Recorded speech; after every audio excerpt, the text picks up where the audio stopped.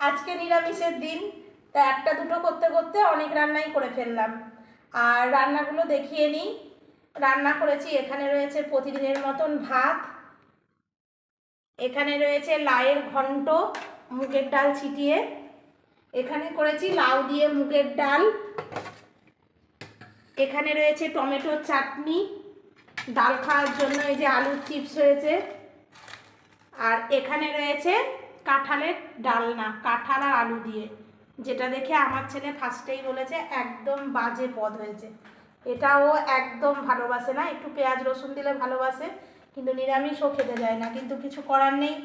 আজকে এটা করব, কারণ খেতে তো একটু একটু করে, মানে প্রতিদিনই তো এক সবজি খাওয়া যায় না, তাই কাঁঠালটা নিরামিষে করলাম। এবার ওদেরকে খেতে দিয়ে নিই।